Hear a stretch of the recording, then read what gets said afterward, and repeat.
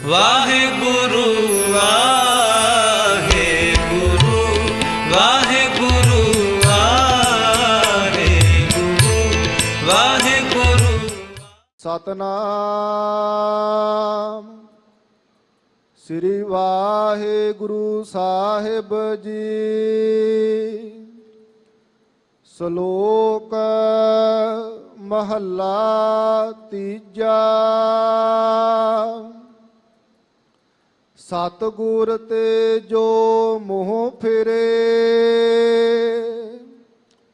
ਸੇ ਬੱਧੇ ਦੁਖ ਸਹਾਏ। ਫਿਰ ਫਿਰ ਮਿਲਨ ਨਾ ਪਾਏ ਨੀ, ਜੰਮਹਿ ਤੈ ਮਰ ਜਾਹੇ। ਸਤਿਗੁਰ ਤੇ ਜੋ ਮੋਹ ਫਿਰੇ, ਸੇ ਬੱਧੇ ਦੁਖ ਸਹਾਏ। ਫਿਰ ਫਿਰ ਮਿਲਨ ਨਾ ਪਾਏ ਨੀ, ਜੰਮਹਿ ਤੈ ਮਰ ਜਾਹੇ। ਸਹਸਾ ਰੋਗ ਨਾ ਛੋਡਈ, ਦੁਖ ਹੀ ਮਹਿ ਦੁਖ ਪਾਹੇ। ਨਾਨਕ ਨਦਰੀ ਬਖਸ਼ ਲੇਹ, ਸਬਦੇ ਮੇਲ ਮਿਲਾਹੇ। ਸਹਸਾ ਰੋਗ ਨਾ ਛੋਡਈ, ਦੁਖ ਹੀ ਮਹਿ ਦੁਖ ਪਾਹੇ। ਨਾਨਕ ਨਦਰੀ ਬਖਸ਼ ਲੇਹ, ਸਬਦੇ ਮੇਲ ਮਿਲਾਹੇ। ਵਾਹਿਗੁਰੂ ਜੀ ਕਾ ਖਾਲਸਾ, ਵਾਹਿਗੁਰੂ ਜੀ ਕੀ ਫਤਿਹ। ਗੁਰੂ ਰੂਪ ਗੁਰੂ ਕੀ ਸਾਜੀ ਨਵਾਜੀ, ਗੁਰੂ ਸਰੂਪ ਗੁਰੂ ਖਾਲਸਾ ਸਤ ਸੰਗਤ ਜੀ। ਆਪਾਂ ਗੁਰੂ ਦੀ ਗੁਰਮਤਿ ਮੁਤਾਬਕ ਦੋ ਲਫ਼ਜ਼ਾਂ ਦੀ ਆਮ ਕਰਕੇ ਵਰਤੋਂ ਕਰਦੇ ਹਾਂ। ਇੱਕ ਸ਼ਬਦ ਹੈ ਮਨਮੁਖ ਤੇ ਦੂਜਾ ਹੈ ਗੁਰਮੁਖ। ਸਤਿਗੁਰੂ ਪਾਤਸ਼ਾਹ ਕਹਿੰਦੇ ਕਿ ਉਹ ਮਨੁੱਖ ਜਿਹੜੇ ਆਪਣੇ ਮਨ ਦੇ ਮਗਰ ਲੱਗ ਕਰਕੇ ਗੁਰੂ ਵਾਲੇ ਪਾਸੇ ਤੋਂ ਆਪਣਾ ਮੂੰਹ ਪਾਸੇ ਕਰ ਲੈਂਦੇ ਨੇ, ਉਹ ਜ਼ਿੰਦਗੀ ਪਰਯੰਤ ਦੁੱਖਾਂ ਵਿੱਚ ਗਰਸੇ ਰਹਿ। ਉਪਰੰਤ ਜ਼ਿੰਦਗੀ ਦੇ ਮੁੱਕਣ ਤੋਂ ਬਾਅਦ ਵੀ ਉਹਨਾਂ ਨੂੰ ਸ਼ਾਂਤੀ ਨਹੀਂ। ਔਰ ਦੂਸਰਾ, ਉਹ ਗੁਰੂ ਕੇ ਬਖਸ਼ੀਆਂ ਹੋਈਆਂ ਰੂਹਾਂ ਜਿਨ੍ਹਾਂ ਨੇ ਆਪਣੇ ਮਨ ਦੀ ਮੱਤ ਨੂੰ ਤਿਆਗ ਕਰਕੇ ਗੁਰੂ ਵਾਲੇ ਪਾਸੇ ਨੂੰ ਆਪਣਾ ਅੰਤਿਸ਼ਕਰ ਕਰ ਲਿਆ ਹੈ ਔਰ ਗੁਰੂ ਦੇ ਉਪਦੇਸ਼ ਨੂੰ ਕਮਾਇਆ ਹੈ। ਹਜ਼ੂਰ ਕਹਿੰਦੇ ਉਹ ਆਵਾ ਗਾਉਣ ਦੇ ਚੱਕਰ ਤੋਂ ਬਾਹਰ ਹੋ ਗਏ। ਇਹ ਜਿਹੜੀ ਸਤਿਗੁਰੂ ਪਾਤਸ਼ਾਹ ਸਾਡੇ ਤੇ ਰਹਿਮਤ ਕਰਨਗੇ, ਸਮੇਂ ਦੇ ਮੁਤਾਬਕ ਆਪਾਂ ਇਹਦੀ ਵਿਚਾਰ ਕਰਨੀ ਹੈ। ਤੇ ਧੰਨ ਗੁਰੂ ਅਮਰਦਾਸ ਸੱਚੇ ਪਾਤਸ਼ਾਹ ਮੇਰੇ ਬਾਲਕ ਨੇ ਸਾਨੂੰ ਹੁਕਮ ਕੀਤਾ ਵੀ ਗੁਰੂ ਕੇ ਸਿੱਖਾ ਮਨ ਦੇ ਮਗਰ ਲੱਗ ਨਾ। ਜਿਵੇਂ ਹਜ਼ੂਰ ਕਿਰਪਾ ਕਰਨਗੇ ਸਰਵਣ ਕਰੀਏ, ਮਨ ਦੀ ਇਕਾਗਰਤਾ ਲਈ ਸਹਿਯੋਗ ਦਿਓ ਤੇ ਸਾਰੇ ਬੋਲੋ ਸਤਿਨਾਮ ਵਾਹਿਗੁਰੂ। ਹਾਂਜੀ, ਸਤਨਾਮ ਸ੍ਰੀ ਵਾਹਿਗੁਰੂ ਸਾਹਿਬ ਜੀ। ਸ਼ਲੋਕ ਮਹੱਲਾ ਤੀਜਾ। ਸਤਿਗੁਰ ਤੇ ਜੋ ਮੋਹ ਫਿਰੇ, ਸੇ ਬੱਧੇ ਦੁਖ ਸਹਾਏ। ਗੁਰਦੇਵ ਕਹਿੰਦੇ ਨੇ ਉਹ ਮਨੁੱਖ ਜਿਹੜੇ ਗੁਰੂ ਵਾਲੇ ਪਾਸੇ ਤੋਂ ਮੂੰਹ ਮੋੜ ਲੈਂਦੇ ਇਹਨਾਂ ਨਾਲ, ਉਹ ਜ਼ਿੰਦਗੀ ਪਰਯੰਤ ਔਗਣਾਂ 'ਚ ਬੱਧੇ ਰਹਿ ਔਰ ਉਹਨਾਂ ਦਾ ਸਾਰਾ ਸਮਾਂ ਦੁੱਖਾਂ ਵਿੱਚ ਬਤੀਤ ਹੋ ਗਿਆ। ਸਤਿਗੁਰੂ ਗ੍ਰੰਥ ਸੱਚੇ ਪਾਤਸ਼ਾਹ ਦੀ ਪਾਵਨ ਬਾਣੀ ਦੇ ਵਿੱਚ ਇੱਕ ਮਨੁੱਖ ਦਾ ਜ਼ਿਕਰ ਆਇਆ ਜਿਹਦਾ ਨਾਮ ਹੈ ਮੂਲਾ। ਇਹ ਗੱਲ ਇਕੱਲੇ ਮੂਲੇ ਦੀ ਨਹੀਂ, ਸਾਡੇ ਮਨ ਦੀ ਅਵਸਥਾ ਹੈ। ਤੇ ਗੁਰੂ ਕੀ ਬਾਣੀ ਦੇ ਵਿੱਚ ਭਾਈ ਮੂਲੇ ਦੇ ਨਾਮ ਦੇ ਨਾਲ ਲਫ਼ਜ਼ ਲੱਗਾ ਕਰਾੜ। ਕਰਾੜ ਦੇ ਅਰਥ ਨੇ ਵਪਾਰੀ ਸੋਚ, ਕਮਰਸ਼ੀਅਲ ਸੋਚ। ਮੈਂ ਆਹ ਕੰਮ ਕਰਨਾ ਤੇ ਮੈਨੂੰ ਇਹਦੇ ਬਦਲੇ ਕੀ ਮਿਲੇਗਾ। ਸਾਡੇ ਸਮਾਜ ਦੇ ਵਿੱਚ ਇੱਕ ਆਮ ਰਵਾਇਤ ਬਣ ਗਈ, ਰਿਵਾਜ ਬਣ ਗਿਆ, ਗਿਆਨੀ ਜੀ ਮੈਂ 40 ਸੁਖਮਨੀ ਸਾਹਿਬ ਦੇ ਪਾਠ ਕਰ ਲਏ ਨੇ, ਇਹਦਾ ਕਿਤੇ ਗਲਤ ਅਰਥ ਨਾ ਕਰਨਾ। ਮੇਰੀਏ ਧੀਏ, ਮੇਰੀਏ ਭੈਣੇ, ਮੇਰੇ ਵੀਰਾ, ਤੂੰ ਬਹੁਤ ਚੰਗਾ ਕੀਤਾ ਵੀ 40 ਸੁਖਮਨੀ ਸਾਹਿਬ ਦੇ ਪਾਠ ਕੀਤੇ, ਪਰ ਜੇ 40 ਤੋਂ ਬਾਅਦ 41 ਕਰ ਲੈਨੂੰ ਤੇ ਕੀ ਅਰਜ਼ ਸੀ। ਅਸੀਂ ਪਾਠਾਂ ਦੀ ਗਿਣਤੀ ਤਾਂ ਕਰ ਲਈ, ਕਿਤੇ ਪਾਪਾਂ ਦੀ ਗਿਣਤੀ ਵੀ ਕਰਿਆ ਕਰੀਏ। ਪਾਠਾਂ ਦੀ ਬੜੀ ਗਿਣਤੀ ਕਰਦੇ ਆ, ਇੰਨੇ ਪਾਠ ਕੀਤੇ। ਯਾਦ ਰੱਖਿਆ ਜੇ, ਜਦੋਂ ਤਕੜੀ ਦੇ ਨਾਲ ਤੋਲਿਆ ਗਿਆ ਸਾਡੇ ਪਾਪਾਂ ਦਾ ਪਾਸਾ ਭਾਰੀ ਹੋਣਾ ਤੇ ਪਾਠਾਂ ਦਾ ਪਾਸਾ ਘੱਟ ਹੋਣਾ। ਇਸ ਕਰਕੇ ਕੇਵਲ ਤੇ ਕੇਵਲ ਆਖਿਆ ਕਰੀਏ ਮਹਾਰਾਜ ਮੈਨੂੰ ਬਖਸ਼ ਲਾ। ਔਰ ਗੁਰੂ ਘਰ ਇੰਨਾ ਦਿਆਲੂ ਤੇ ਕਿਰਪਾਲੂ ਹੈ।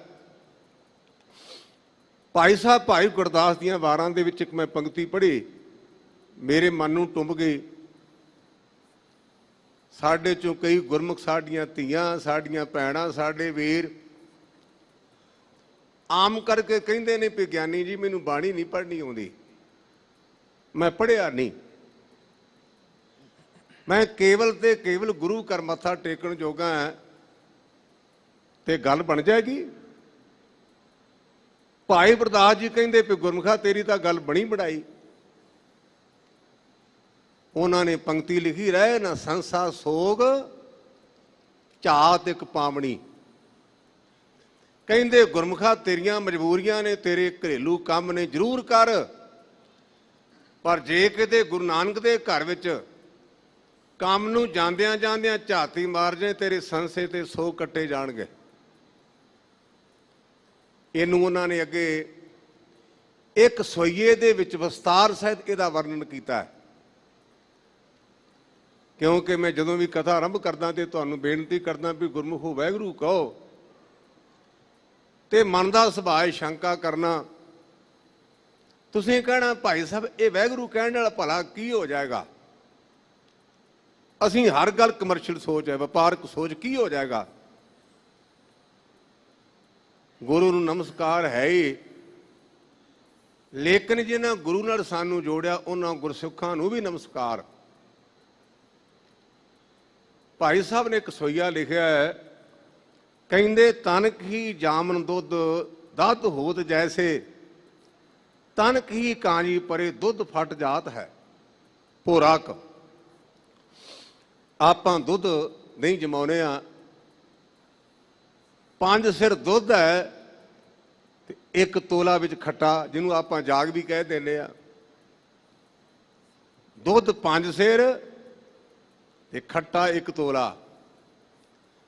ਤੇ ਭਾਈ ਗੁਰਦਾਸ ਜੀ ਕਹਿੰਦੇ ਵੀ ਗੁਰਮੁਖਾ 1 ਤੋਲੇ ਦੇ ਨਾਲ 5 ਸਿਰ ਜਿਹੜਾ ਦੁੱਧ ਸੀ ਉਹ ਦਹੀਂ ਬਣ ਗਿਆ। ਤੇ ਦੂਜੇ ਪਾਸੇ ਕਹਿੰਦੇ ਇਹ ਤਾਂ ਚੰਗੀ ਗੱਲ ਹੋਈ ਨਾ। ਦੂਜੇ ਪਾਸੇ ਕਹਿੰਦੇ ਤਨ ਕੀ ਕਾਂਜੀ ਪਰੇ ਦੁੱਧ ਫਟ ਜਾਤ ਹੈ। ਉਸੇ ਦੁੱਧ ਦੇ ਵਿੱਚ ਜਾਗਦੀ ਬਜਾਏ ਕਿਤੇ ਕਾਂਜੀ ਪੈ ਜਾਏ ਨਾ, ਦੁੱਧ ਸਾਪਾੜ ਜਾਂਦਾ ਤੇ 1 ਪੈਸੇ ਦਾ ਨਹੀਂ ਰਹਿੰਦਾ। ਕਾਂਜੀ ਵੀ ਤੋਲਾ, ਜਾਗ ਵੀ ਤੋਲਾ। ਜਾਗ ਨਾਲ 5 ਸਿਰ ਦੁੱਧ ਨਹੀਂ ਬਣ ਗਿਆ, ਕੀਮਤ ਵੱਧ ਗਈ, ਤੇ ਕਾਂਜੀ ਪਈ ਤੇ ਦੁੱਧ ਹੱਥੋਂ ਚਲਾ ਗਿਆ। ਆਪਾਂ ਕਹਿੰਦੇ ਜੇ ਮਾੜਾ ਗਿਆ ਜੇ ਕੀ ਹੋ ਗਿਆ। ਗੁਰੂ ਘਰ ਵਿੱਚ ਥੋੜਾ ਜਿਹਾ ਗਿਓ ਤੇ ਸਮਾਂ ਸਫਲਾ, ਮਾੜੇ ਪਾਸੋਂ ਥੋੜਾ ਜਿਹਾ ਗਿਓ ਤੇ ਗੁਰਮੁਖਾ ਤੇਰੀ ਜ਼ਿੰਦਗੀ ਬਰਬਾਦ। ਅੱਗੇ ਦਲੀਲ ਦਿੱਤੀ ਹੈ, ਤਨਕ ਹੀ ਬੀਜ ਬੋਏ ਬਿਰਖ ਬਥਾਰ ਹੋਏ, ਤਨਕ ਹੀ ਚੰਗ ਪਰੇ ਭਸਮ ਸਮਾਤ ਹੈ। ਜਿਹੜਾ ਬੀਜ ਹੈ, ਆਪਾਂ ਦਰਖਤ ਵੇਰੇ ਆ, ਨਿੱਕਾ ਜਿਹਾ ਬੀਜ ਹੁੰਦਾ ਤੇ ਕਿੱਡਾ ਵੱਡਾ ਬ੍ਰਿਸ਼ ਬਣ ਜਾਂਦਾ ਹੈ। ਨਿੱਕਾ ਜਿਹਾ ਬੀਜ, ਤੇ ਜੇ ਉਹ ਦਰਖਤ ਕੱਟ ਕੇ ਉਹਨੂੰ ਭੋਰਾ ਚੰਗਾਰੀ ਲਾਏ ਜਾਏ ਤੇ ਉਹ ਵੱਡਾ ਸਾਰਾ ਦਰਖਤ ਪਲ ਵਿੱਚ ਸੁਆਹ ਹੋ ਜਾਂਦਾ ਹੈ। ਇੱਕ ਪਾਸੇ ਨਿੱਕਾ ਜਿਹਾ ਬੀਜ ਕਿੱਡਾ ਵੱਡਾ ਦਰਖਤ ਬਣ ਗਿਆ, ਤੇ ਦੂਜੇ ਪਾਸੇ ਦਰਖਤ ਬਣਿਆ ਤੇ ਰੰਚਕ ਮਾਤਰ ਉਹਨੂੰ ਅੱਗ ਲਾਈ ਤੇ ਸਾਰਾ ਸੁਆਹ ਹੋ ਗਿਆ। ਤਨ ਕੀ ਖਾਏ ਬਿਖ ਹੋਤ ਹੈ ਬਿਨਸ ਕਾਜ, ਕਿਸੇ ਨੇ ਕਿਸੇ ਪਰੇਸ਼ਾਨੀ ਕਰਕੇ ਰੰਚਕ ਮਾਤਰ ਜ਼ਹਿਰ ਮੂੰਹ ਚ ਪਾ ਲਿਆ। ਤਨ ਕੀ ਖਾਏ ਬਿਖ, ਬਿਖ ਕਹਿੰਦੇ ਨੇ ਜ਼ਹਿਰ ਨੂੰ। ਤਨ ਕੀ ਖਾਏ ਬਿਖ ਹੋਤ ਹੈ ਬਨਾਸ ਕਰ, ਸਾਰਾ ਕਾਰਜ ਵਿਗੜ ਗਿਆ, ਜ਼ਿੰਦਗੀ ਚਲੀ ਗਈ। ਤਨ ਕੀ ਅੰਮ੍ਰਿਤ ਹਵੇ ਅਮਰ ਹੋਏ ਗਵਾਤ ਹੈ। ਤੇ ਜੇ ਗੁਰਮੁਖਾ ਪੰਜਾਂ ਪਿਆਰਿਆਂ ਦੇ ਰਾਹੀਂ ਗੁਰੂ ਕਾ ਥੋੜਾ ਜਿਹਾ ਅੰਮ੍ਰਿਤ ਲੈਂਦੇ ਤੇ ਗੁਰਮੁਖਾ ਅਮਰ ਹੋ ਜਾਏਗਾ। ਜ਼ਹਿਰ ਖਾਦਾ ਮੌਤ ਹੋ ਗਈ, ਗੁਰੂ ਕਾ ਅੰਮ੍ਰਿਤ ਲਿਆ ਅਮਰ ਹੋ ਗਿਆ। ਸੰਗਤ ਅਸਾਧ ਸਾਧ ਗਨ ਕਾ ਵਿਵਾਦ ਗਿਓ, ਤਨਕ ਮੈਂ ਅਪਕਾਰ ਉਹ ਬਕਾਰ ਘਾਤ ਹੈ। ਗੁਰੂ ਕੀ ਬਾਣੀ ਦੇ ਵਿੱਚ ਭਾਈ ਸਾਹਿਬ ਭਾਈ ਗੁਰਦਾਸ ਦੀਆਂ ਵਾਰਾਂ ਦੇ ਵਿੱਚ ਗਨਕਾ ਦਾ ਜ਼ਿਕਰ ਆਉਂਦਾ। ਗਨਕਾ ਦਾ ਮਹਾਤਮਾ ਇੱਕ ਪਲ ਉਸ ਬੀਬੀ ਨੂੰ ਮਿਲੇ। ਬੀਬੀ ਨੇ ਮਹਾਤਮਾ ਦੀ ਗੱਲ ਦਾ ਅਸਰ ਕੀਤਾ ਵੇਸਵਾ ਨੇ, ਔਰ ਉਹਦਾ ਜੀਵਨ ਸਫਲ ਹੋ ਗਿਆ। ਇਸ ਕਰਕੇ ਗੁਰਮੁਖੋ ਬਹੁਤਾ ਨਹੀਂ ਤੇ ਥੋੜਾ ਨਹੀਂ, ਜਿੰਨਾ ਵੀ ਹੋਵੇ। ਆਪਾਂ ਜੇ ਬਾਣੀ ਨਹੀਂ ਪੜ੍ਹ ਸਕਦੇ ਤੇ ਵਾਹਿਗੁਰੂ ਤਾਂ ਕਹਿ ਸਕਦੇ ਆ ਨਾ। ਔਰ ਗੁਰੂ ਪਾਤਸ਼ਾਹ ਨੇ ਸਾਡੀ ਤੇ ਰਹਿਮਤ ਕੀਤੀ ਹੈ। ਹਜ਼ੂਰ ਕਹਿੰਦੇ ਸਤਿਗੁਰ ਤੇ ਜੋ ਮੂੰਹ ਫਿਰੇ ਵੱਧੇ ਦੁੱਖ ਸਹਾਏ। ਜਿਹੜੇ ਗੁਰੂ ਤੋਂ ਦੂਜੇ ਪਾਸੇ ਮੂੰਹ ਕਰ ਲੈਣਗੇ ਨਾ, ਉਹਨਾਂ ਨੂੰ ਵੱਧਿਆਂ ਨੂੰ ਦੁੱਖ ਸਹਿਣਾ ਪਏਗਾ। ਮੈਂ ਰਾਮ ਵਿੱਚ ਜ਼ਿਕਰ ਕੀਤਾ ਕਰਾੜ ਦਾ, ਵਪਾਰ ਦਾ, ਵਪਾਰੀ ਸੋਚ।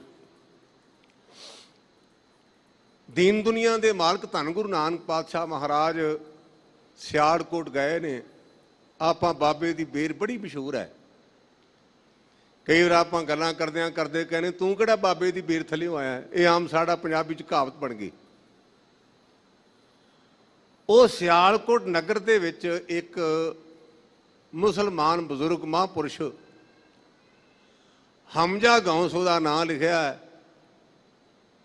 ਉਹ ਚਲੀਸਾ ਕੱਢਿਆ ਤੇ ਕਿਹੜੀ ਗੱਲ ਦਾ ਵੀ ਮੈਂ ਨਗਰ ਗਰਕ ਕਰ ਦੇਣਾ। ਨਰਕ ਗਰਕ ਕਰਨੀ, ਵਸਾਉਣ ਲਈ ਨਹੀਂ, ਗਰਕ ਕਰਨ ਲਈ। ਜਿਹੜਾ ਗੁਰੂ ਪਰਮੇਸ਼ਰ ਹੈ ਨਾ, ਇਹਨੂੰ ਤਰਸ ਆਉਂਦਾ ਹੈ। ਆ ਸਾਉਣ ਦਾ ਮਹੀਨਾ ਮੀਂਹ ਪੈਂਦਾ ਹੈ, ਲੇਕਿਨ ਜਿੰਨੀ ਵੱਧ ਗਰਮੀ ਪੈ ਓਨਾ ਮੀਂਹ ਵੱਧ ਪੈਂਦਾ, ਕਿਉਂਕਿ ਵੈਕਿਊਮ ਬਣ ਜਾਂਦਾ, ਖਲਾਅ ਪੈਦਾ ਹੋ ਜਾਂਦਾ ਹੈ। ਵੈਕਿਊਮ ਤੋਂ ਖਲਾਅ ਤੇ ਖਲਾਅ ਕਦੋਂ ਹੋਵੇਗਾ? ਹਵਾ ਹੌਲੀ ਹੋ ਜਾਏਗੀ। ਜਿੰਨਾ ਚਿਰ ਅਸੀਂ ਹੌਲੇ ਨਹੀਂ ਨਾ ਹੁੰਦੇ ਉਹਨਾਂ ਚਿਰ ਰਹਿਮਤਾਂ ਮੀਂਹ ਨਹੀਂ ਜੇ ਪੈਣਾ। ਜਿੰਨਾ ਚਿਰ ਅਸੀਂ ਹੌਲੇ ਨਹੀਂ ਨਾ ਹੁੰਦੇ ਉਹਨਾਂ ਚਿਰ ਰਹਿਮਤ ਦਾ ਮੀਂਹ ਨਹੀਂ। ਗੁਰੂ ਨਾਨਕ ਪਾਤਸ਼ਾਹ ਮਹਾਰਾਜ ਦੇ ਅੰਦਰ ਤਰਸ ਹੈ, ਦਇਆ ਹੈ। ਗਏ ਤੇ ਕਹਿੰਦੇ ਉਹਨਾਂ ਦੇ ਸੇਵਕਾਂ ਨੂੰ ਕਹਿਣ ਲੱਗੇ ਪਿਆਰੋ ਪੀਰ ਜੀ ਨੂੰ ਮਿਲਣਾ ਹੈ। ਤੇ ਪੀਰ ਨੇ ਆਪਣੇ ਚੇਲਿਆਂ ਨੂੰ ਕਿਹਾ ਸੀ ਵੀ ਮੈਂ 40 ਦਿਨ ਕਿਸੇ ਨਾਲ ਗੱਲ ਨਹੀਂ ਕਰਨੀ, ਨਗਰ ਗਰਕ ਕਰਕੇ ਬਾਹਰ ਨਿਕਲਣਾ। ਉੱਥੇ ਲਿਖਿਆ ਹੈ ਕਿ ਗੁਰੂ ਨਾਨਕ ਪਾਤਸ਼ਾਹ ਨੇ ਨਿਗਾਹ ਕੀਤੀ, ਜਿੱਥੇ ਉਹ ਬੈਠਾ ਸੀ ਉਹਦਾ ਗੁੰਬਦ ਪਾੜ ਗਿਆ, ਸੂਰਜ ਦੀਆਂ ਕਿਰਨਾਂ ਗਈਆਂ। ਉਹਦੇ ਵਿਸ਼ਵਾਸ ਦੇ ਮੁਤਾਬਕ ਉਹਦਾ ਚਲੀਸਾ ਭੰਗ ਹੋ ਗਿਆ। ਉਹਦੇ ਵਿਸ਼ਵਾਸ ਮੁਤਾਬਕ ਕਹਿਣ ਲੱਗਾ ਕੀ ਗੱਲ ਬਣੀ ਹੈ? ਉਹਦੇ ਚੇਲਿਆਂ ਨੇ ਆਖਿਆ ਪੀਰਾਂ ਦਾ ਪੀਰ ਆਇਆ ਗੁਰੂ ਨਾਨਕ। ਮੈਂ ਲਫ਼ਜ਼ ਆਪ ਜੀ ਨੂੰ ਤਾਂ ਕਿਹਾ ਹੈ, ਅਸੀਂ ਪੀਰਾਂ ਦੇ ਪੀਰ ਗੁਰੂ ਨਾਨਕ ਦੇ ਸਿੱਖ ਹੋ ਕਰਕੇ ਬੰਦਿਆਂ ਦੇ ਡੇਰਿਆਂ ਤੇ ਧੱਕੇ ਨਾ ਖਾਣ ਜਾਇਆ ਕਰੀਏ। ਸਾਡਾ ਗੁਰੂ ਪੀਰਾਂ ਦਾ ਪੀਰ ਹੈ। ਆਪਾਂ ਹੁਣੇ ਪੰਕਤੀ ਪੜ੍ਹੀ, ਗਿਆਨ ਧਿਆਨ ਕਿਛ ਕਰਮ ਨਾ ਜਾਣਾ, ਸਾਰ ਨਾ ਜਾਣਾ ਤੇਰੀ ਸਭ ਤੇ ਵੱਡਾ ਸਤਿਗੁਰੂ ਨਾਨਕ ਮੇਰੇ ਗੁਰਦੇਵ ਦਾ ਅਵਤਾਰ ਹੋਇਆ ਤੇ ਦੇਵਤਿਆਂ ਨੇ ਆਰਤੀ ਕੀਤੀ। ਬਾਲ ਅਵਸਥਾ ਹੈ, ਮੇਰਾ ਮਾਲਕ ਮੌਜ ਵਿੱਚ ਪਿਆ ਹੈ। ਸੱਪ ਕਿਸੇ ਦਾ ਮਿੱਤਰ ਨਹੀਂ। ਆਪਾਂ ਕਹਿੰਦੇ ਸੱਪੇ ਦੁੱਧ ਪਿਆ ਲਈਏ, ਵਿਓ ਮੁਕਤੀ ਛੱਡੇ ਬਾਬੇ ਨਾਨਕ ਦੀ ਸ਼ਕਤੀ ਕਰਾਮਾਤ। ਸੱਪ ਵੀ ਫਨ ਖਿਲਾਰ ਕੇ ਉੱਪਰ ਖਲੋਤਾ, ਮੇਰੇ ਬਾਪੂ ਨੂੰ ਧੁੱਪ ਨਾ ਲੱਗ ਜਾਏ। ਤੇ ਆਪਾਂ ਉਸ ਗੁਰੂ ਨਾਨਕ ਦੇ ਸਿੱਖ ਹੋ ਕੇ ਜਾ ਕੇ ਬੰਦਿਆਂ ਤੋਂ ਫੂਕਾਂ ਮਰਾਉਂਦੇ ਆ, ਅਖੇ ਨਾਮ ਲੈਣ ਚੱਲੇ ਆ। ਬਲੈਕ ਦਾ ਨਾਮ ਨਾ ਲੈਣ ਜਾਇਆ ਕਰੋ। ਜੇ ਅਸਲੀ ਨਾਮ ਲੈਣਾ ਨਾ ਤੇ ਅਕਾਲ ਤਖਤ ਸਾਹਿਬ 12 ਵਜੇ ਅੰਮ੍ਰਿਤ ਸੰਚਾਰ ਹੋਣਾ, ਉਹ ਨਾਮ ਲਾਓ, ਉਹ ਫੂਕਾਂ ਨਾ ਮਰਾਓ ਕੰਨਾਂ 'ਚ। ਫੂਕਾਂ ਦਾ ਤਾਂ ਮਾਰੀ ਦੀਆਂ ਅੱਗ ਬੁਝੀ ਹੋਵੇ ਨਾ ਤੇ ਅੱਗ ਲੱਗ ਜਾਏ। ਕਈ ਵਾਰ ਅੱਗ ਬੁਝ ਜਾਂਦੀ ਹੈ ਨਾ ਤੇ ਫੂਕਾਂ ਮਾਰਦੇ ਆ। ਜਿਹੜੀਆਂ ਫੂਕਾਂ ਨਾਲ ਅੱਗ ਲੱਗਣੀ ਉਹ ਨਾਮ ਨਾ ਲਾਓ, ਜਿਹੜੀ ਅੱਗ ਬੁਝਾਉਂਦੀ ਉਸ ਨਾਲ ਜੁੜੋ। ਰੋਹ ਵਿਚਾਰ ਆਇਆ ਬਾਹਰ, ਕਈ ਦਿਨ ਭੁੱਖਾ ਰਿਹਾ, ਸਰੀਰ ਕਮਜ਼ੋਰ ਹੋ ਗਿਆ ਤੇ ਸਤਿਗੁਰੂ ਪਾਤਸ਼ਾਹ ਕਹਿਣ ਲੱਗੇ, ਸਾਈਂ ਲੋਕੋ ਆਪਾਂ ਖੁਦਾ ਦੇ ਪਿਆਰੇ ਆ ਤੇ ਖੁਦਾ ਤਾਂ ਹੈ ਦਿਆਲੂ ਕਿਰਪਾਲੂ। ਤੇ ਚੱਕਰ ਕੀ ਕਹਿਣ ਲੱਗਾ, ਜੀ ਇਹ ਨਗਰ ਅਕਿਰਤ ਘਣਾ ਦਾ ਨਗਰ ਹੈ। ਕੈਸੇ ਕਿਰਤ ਘਣ? ਕਹਿੰਦਾ ਜੀ ਇਸ ਨਗਰ ਦੇ ਵਿੱਚ ਕਿਸੇ ਦੇ ਘਰ ਔਲਾਦ ਨਹੀਂ ਸੀ। ਮੈਂ ਦੁਆ ਕੀਤੀ, ਜਿਹਨੂੰ ਆਪ ਅਰਦਾਸ ਕਹਿ ਦਿੰਦੇ ਆ। ਤੇ ਮੈਂ ਦੁਆ ਕਰਨ ਤੋਂ ਪਹਿਲਾਂ ਉਸ ਪ੍ਰੇਮੀ ਨੂੰ ਆਖਿਆ ਵੀ ਮਿੱਤਰਾ, ਜੇ ਤੇਰੇ ਘਰ 2 ਪੁੱਤ ਹੋਏ ਤੇ ਇੱਕ ਮੈਨੂੰ ਦੇ ਦੇ। ਵੇਖੋ ਖੁਦਾ ਦਾ ਕਰਮ, ਉਹਦੇ ਘਰ 3 ਪੁੱਤਰ ਹੋਏ ਤੇ ਮੁੱਕਰ ਗਿਆ। ਤੇ ਗੁਰੂ ਬਾਬਾ ਹੱਸ ਕੇ ਕਹਿਣ ਲੱਗਾ, ਮਾਲ ਮਾਲਕਾਂ ਦਾ ਸਬੂਨਗਰਾਂ ਦਾ ਨਾਂ। ਕਹਿਣ ਲੱਗਾ, ਪੀਰ ਜੀ ਮੈਂ ਸਮਝਿਆ ਨਹੀਂ। ਤੇ ਸਤਿਗੁਰੂ ਪਾਤਸ਼ਾਹ ਕਹਿੰਦੇ, ਸਾਈਂ ਲੋਕਾ ਤੇਰੇ ਆਪਣੇ ਬਚਨ ਨੇ ਮੈਂ ਖੁਦਾ ਕੋਲੋਂ ਮੰਗ ਕੇ ਦਿੱਤਾ ਤੇ ਦੇਣ ਵਾਲਾ ਨਾਰਾਜ਼ ਨਹੀਂ, ਤੂੰ ਕਿੱਥੋਂ ਨਾਰਾਜ਼ ਹੋ ਗਿਆ? ਤੂੰ ਇਹੋ ਆਖਿਆ ਨਾ ਮੈਂ ਖੁਦਾ ਅੱਗੇ ਬੇਨਤੀ ਕੀਤੀ ਤੇ ਖੁਦਾ ਨੇ ਕਿਰਪਾ ਕੀਤੀ, ਦਿੱਤੇ ਖੁਦਾ ਨੇ ਤੇ ਗਰਮੀ ਤੈਨੂੰ। ਭਲਿਆ ਲੋਕਾਂ ਸਾਰੇ ਮਾੜੇ ਨਹੀਂ ਹੁੰਦੇ, ਸਾਰੇ ਹਰ ਥਾਂ ਤੇ ਚੰਗੇ ਵੀ ਤੇ ਮਾੜੇ ਨੇ। ਪਰ ਤੂੰ ਕਿ ਨਗਰੀ ਕਰ ਦੇਣਾ, ਵਿਖਾ ਦੇਣੇ ਤੈਨੂੰ। ਉਥੇ ਸਾਡਾ ਇਤਿਹਾਸ ਕਹਿੰਦਾ ਕਿ ਗੁਰਦੇਵ ਨੇ ਟਕਾ ਦਿੱਤਾ ਵੀ ਜਾ ਸੱਚ ਤੇ ਝੂਠ ਖਰੀਦ ਕੇ ਲਿਆ। ਆਪਾਂ ਪੰਕਤੀ ਵਿਚਾਰ ਰਹੇ, ਸਤਿਗੁਰ ਤੇ ਜੋ ਮੂੰਹ ਫਿਰੇ ਸੇ ਬੱਧੇ ਦੁੱਖ ਸਹਾਏ। ਭਾਈ ਮਰਦਾਨਾ ਜੀ ਗਏ, ਦੁਕਾਨਦਾਰ ਨੂੰ ਪੁੱਛਦੇ ਵੀ ਗੁਰਮੁਖੋ ਸੱਚ ਤੇ ਝੂਠ ਲੈਣਾ, ਤੇ ਕਹਿੰਦੇ ਬਾਬਾ ਜੀ ਕਿਹੋ ਜੀਆਂ ਭੋਲੀਆਂ ਗੱਲਾਂ ਕਰਦੇ, ਕੋਈ ਸੌਦਾ ਹੁੰਦਾ ਇਹੋ ਜਿਹਾ? ਵਪਾਰੀ ਸੋਚ ਵਾਲਾ ਬੰਦਾ ਮੂਲਾ ਦੁਕਾਨ ਤੇ ਬੈਠਾ ਤੇ ਕਹਿੰਦਾ ਜੀ ਮੇਰੇ ਕੋਲ ਆ ਜਾਓ, ਮੇਰੇ ਕੋਲ ਹੈ, ਮੇਰੇ ਕੋਲ ਹੈ। ਭਾਈ ਮਰਦਾਨਾ ਜੀ ਵੀ ਖੁਸ਼ ਹੋਏ ਵੀ ਚਲੋ ਛੇਤੀ ਸੌਦਾ ਮਿਲ ਗਿਆ। ਹੱਥ ਕੀਤਾ, ਭਾਈ ਮਰਦਾਨੇ ਜੀ ਨੇ ਟਕਾ ਉਹਦੇ ਹੱਥ ਤੇ ਰੱਖਿਆ। ਉਹਨੇ ਵਹੀ ਚੋਂ ਕਾਗਜ਼ ਪਾੜ ਕੇ ਤੇ ਇੱਕ ਤੇ ਲਿਖਿਆ ਮਰਨਾ ਸੱਚ ਤੇ ਦੂਜੇ ਤੇ ਲਿਖਿਆ ਜਿਉਣਾ ਝੂਠ। ਸਤਿਗੁਰੂ ਪਾਤਸ਼ਾਹ ਮਹਾਰਾਜ ਦੇ ਕੋਲ ਭਾਈ ਮਰਦਾਨੇ ਜੀ ਗਏ ਤੇ ਉਹ ਪੁੜੀਆਂ ਖੋਲੀਆਂ। ਹਜ਼ੂਰ ਕਹਿਣ ਲੱਗੇ, ਸਾਈਂ ਲੋਕਾ ਪੜ੍ਹ ਲਾ, ਜਿਨ੍ਹਾਂ ਨੇ ਮਰਨ ਨੂੰ ਸੱਚ ਜਾਣਿਆ ਉਹ ਮਾੜੇ ਕਿਵੇਂ ਹੋਏ? ਭਾਈ ਮਰਦਾਨੇ ਦੇ ਜਾਣ ਤੋਂ ਬਾਅਦ ਮੱਥਾ ਠਣਕਿਆ ਮੂਲੇ ਦਾ ਵੀ ਇਹੋ ਜਿਹੜੇ ਸੌਦਾ ਖਰੀਦਦੇ ਜਾਵਾਂ, ਵੇਖਾਂ ਤਾਂ ਸੀ ਵੀ ਕੌਣ ਨੇ। ਚਲਾ ਗਿਆ, ਗੁਰੂ ਕੇ ਦਰਸ਼ਨ ਕੀਤੇ, ਮਨ ਵਿਰਾਗ ਵਿੱਚ ਆ ਗਿਆ। ਇਹਦੀਆਂ ਵਿਰਾਗ ਦੀਆਂ ਮਹਾਂਪੁਰਸ਼ਾਂ ਨੇ ਸਾਨੂੰ 3 ਕਿਸਮਾਂ ਪੜ੍ਹਾਈਆਂ ਨੇ, ਗਧਾ ਵਿਰਾਗ, ਘੋੜਾ ਵਿਰਾਗ ਤੇ ਸ਼ੇਰ ਵਿਰਾਗ। ਗਧਾ ਵਿਰਾਗ ਇਹ ਹੁੰਦਾ ਹੈ, ਇੱਕ ਖੋਤਾ ਹਿੰਗਿਆ ਤੇ ਬਾਕੀ ਹਿੰਗਣ ਲੱਗ ਪਿਆ। ਕੋਈ ਲਹਿਰ ਚੱਲੀ ਤੇ 2-4 ਦਿਨ ਮੁੜ ਕੇ ਸਾਥ ਦਿੱਤਾ ਤੇ ਮੁੜ ਕੇ ਕੁਝ ਵੀ ਨਹੀਂ। ਘੋੜਾ ਵਿਰਾਗ ਦਾ ਭਾਵ ਹੁੰਦਾ ਵੀ ਜਿਵੇਂ ਘੋੜਾ ਚਰਨ ਜਾਂਦਾ ਤੇ ਆ ਜਾਂਦਾ। ਘਰਦਿਆਂ ਨਾਲ ਨਾਰਾਜ਼ ਹੋ ਕਰਕੇ ਕਹਿਣ ਲੱਗਾ ਵੀ ਸਾਰਾ ਕੁਝ ਝੂਠ ਹੈ, ਮੈਂ ਬਾਬਿਆਂ ਕੋਲ ਜਾ ਕੇ ਵਿਦਿਆ ਪੜ੍ਹਨੀ, ਮੈਂ ਵਿਆਹ ਨਹੀਂ ਕਰਾਉਣਾ। ਤੇ 3 ਕੁ ਮਹੀਨਿਆਂ ਤੋਂ ਬਾਅਦ ਮਾਸੜ ਆਇਆ ਤੇ ਸਾਥੀਆਂ ਉਹਨੂੰ ਕਹਿਣ ਲੱਗਾ ਵੀ ਕਹਿੰਦੇ ਵਿਆਹ ਚੰਗਾ ਹੁਣ ਮੈਂ ਕਰਾ ਲੈਣਾ। ਪਹਿਲਾਂ ਛੜੀਆਂ ਮਾਰਦਾ ਸੀ 3 ਮਹੀਨੇ ਪਹਿਲਾਂ। ਤੇ ਘੋੜਾ ਵਿਰਾਗ, ਸ਼ੇਰ ਵਿਰਾਗ ਦਾ ਭਾਵ ਹੁੰਦਾ ਹੈ ਵੀ ਜਿੰਨਾ ਚਿਰ ਸ਼ੇਰ ਸ਼ਿਕਾਰ ਨਾ ਕਰ ਲਏ ਉਹ ਆਪਣੀ ਕੁਟੀਆ 'ਚ ਆਪਣੀ ਗੁਫਾ 'ਚ ਨਹੀਂ ਆਉਂਦਾ। ਇਸੇ ਪ੍ਰਕਾਰ ਅਸਲੀ ਸ਼ੇਰ ਵਿਰਾਗ ਉਹ ਹੈ ਪ੍ਰਭੂ ਦੀ ਪ੍ਰਾਪਤੀ ਵਾਸਤੇ ਗੁਰਮਤਿ ਨੂੰ ਗ੍ਰਹਿਣ ਕਰਨਾ ਔਰ ਆਪਣੇ ਜੀਵਨ ਦਾ ਅੰਗ ਬਣਾ ਕਰਕੇ ਆਪਣੇ ਜੀਵਨ ਨੂੰ ਸਫਲਾ ਕਰਨਾ। ਇਹਨੂੰ ਕਹਿੰਦੇ ਨੇ ਸ਼ੇਰ ਵਿਰਾਗ। ਕਹਿਣ ਲੱਗਾ ਜੀ ਮੈਂ ਤੁਹਾਡੇ ਨਾਲ ਜਾਣਾ। 6 ਮਹੀਨੇ ਲੰਘੇ ਤੇ ਸਤਿਗੁਰੂ ਪਾਤਸ਼ਾਹ ਨੇ ਟਟੋਲਣ ਲਈ ਆਖਿਆ ਵੀ ਮੂਲਿਆ ਗੱਲ ਵਿਗੜਦੀ ਜਾਪਦੀ। ਕਹਿੰਦਾ ਜੀ ਕਿਵੇਂ? ਹਜ਼ੂਰ ਕਹਿੰਦੇ ਵੀ ਤੇਰੇ ਸ਼ਰੀਕ ਕਹਿੰਦੇ ਨੇ ਵੀ ਮੂਲਾ ਕਿਤੇ ਮਰ ਗਿਆ ਤੇ ਤੂੰ ਸਤੀ ਹੋ ਜਾ। ਤੇ ਕਿਵੇਂ ਹੈ? ਕਹਿਣ ਲੱਗਾ ਜਿਵੇਂ ਕਿਵੇਂ ਹੁੰਦਾ ਜੀ ਮੈਨੂੰ ਪਹੁੰਚਾਓ, ਮੇਰੀ ਘਰ ਵਾਲੀ ਮਰ ਨਾ ਜਾਏ। ਜਿਵੇਂ ਕਿਵੇਂ ਹੁੰਦਾ ਪਹੁੰਚਾ ਦਿਓ ਮੈਨੂੰ।